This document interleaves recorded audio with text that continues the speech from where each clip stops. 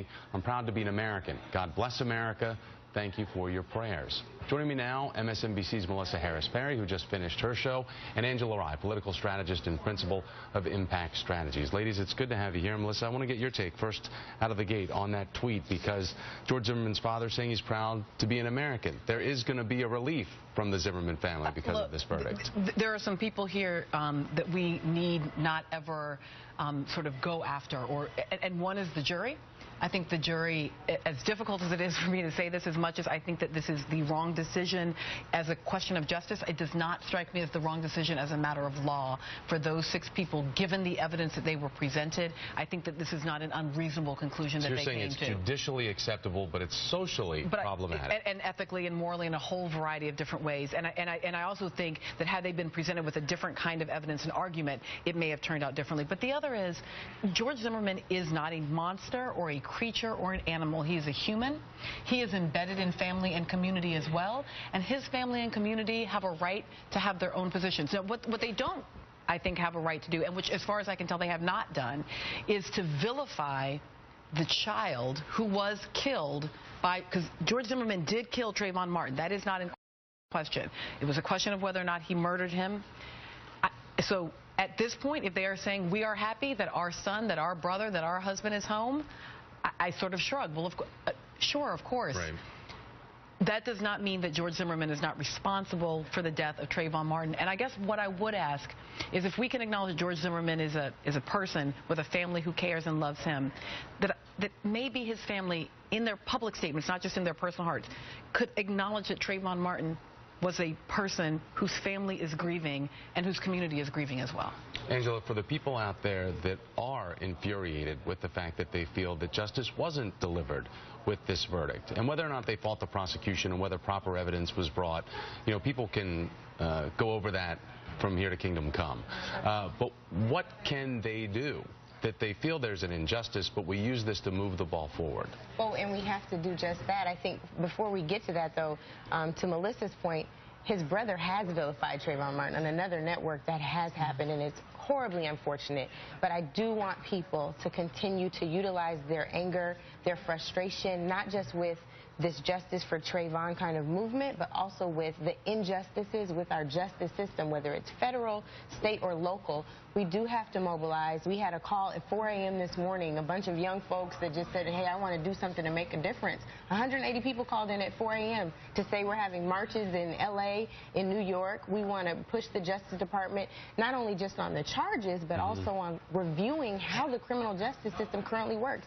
Maybe stand your ground was not used as a defense in this case, but that law is problematic. We've got to work to reverse it. So there are a number of things that are working, and we just got to keep on pushing. Well, and you make a good point, because Robert Zimmerman was in place to be on another network when this verdict was read, and to be able to respond to it. Also appeared there this morning. And I wanted to play that clip of what he had to say this morning about race in this case. Take a look. I'm not angry at the media. I think the media has to do a better job when you have people injecting race into things. A red flag has to go up right away, especially after a case like this, where 2 very crafty attorneys got away with fabricating a completely scripted narrative and selling it to the American people through the media. Melissa, your first reaction to that, because I know you haven't had a chance to see that yet. And the media, he's not too mad at the media, but the fact that race played a part. Well, there were 2 attorneys who injected race into this case in the courtroom, and that was the defense attorneys. They used it extremely powerfully, and they used it in a vigorous way that the prosecution did not. That race was key to this is clear. From the moment that George Zimmerman made the decision to follow Trayvon Martin, from the moment he profiled him, from the moment that he got out of the car, all of that was racialized. The prosecution did not make that claim clearly enough, but the defense consistently presented racialized arguments, saying basically that because there were crimes committed by totally unrelated other African-American youth in that community, that it gave George Zimmerman the right to find Trayvon Martin suspicious. And so, yes, there was race injected into this. It was injected by the defense. But I want you to understand the context of what Zimmerman was talking about there was Benjamin Crump. That's right. Yes, and no, the fact that he that Crump basically used the 45 days in between the time this murder happened and the time the charges were finally brought up to make it a race issue. And the fact that then there was evidence that supported the fact that George Zimmerman only called the cops on suspicious black people.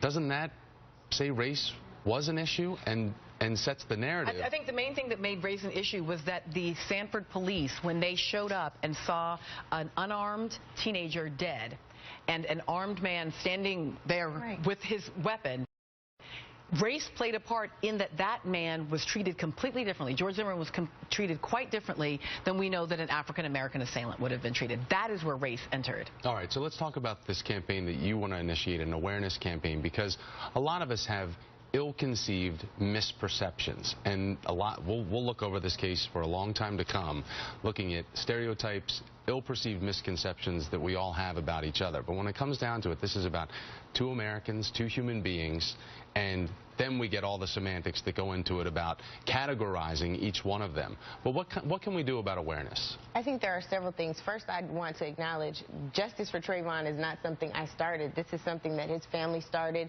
Their foundation is continuing to carry, and there are just folks who are not on VIP conference calls that just want to be supportive and utilize their voice. They can utilize their Twitter feeds, their Facebook pages, and all of the other avenues to ensure that people understand there is a role for you to play here. There's a criminal justice system here that is broken, and we need to work on fixing it. If that means we have to apply pressure, pressure apply.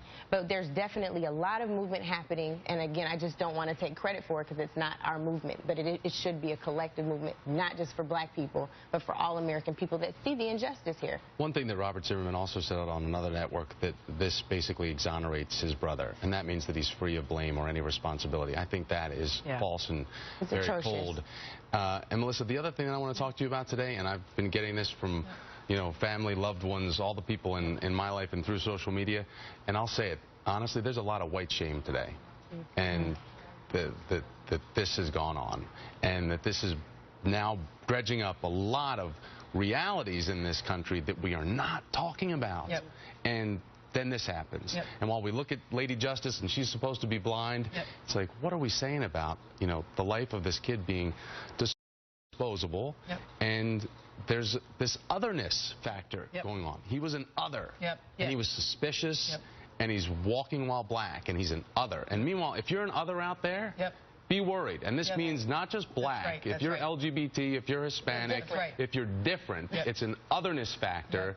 And there's a privilege that goes into a certain mindset in this country, and if you're different, then you're bad. And I want to also contextualize this in the Supreme Court week that we just came out of. So we're in a moment where here we are in the age of Obama, when a multiracial coalition of people both elected and then re-elected the first African-American president. We're all free of any type of biases now. That's right. And then our Supreme Court guts affirmative action, guts the Voting Rights Act, and even in as much as there were the victories around DOMA and Prop 8, nonetheless makes it more difficult for the federal government to expand.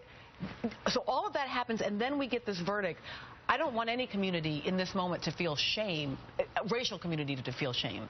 What I want us to feel is motivated to say, we have the right to remake our America, to remake our social contract, to develop the set of laws that keep and protect all of us, the others and the insiders, because we get to be insiders and others at various points.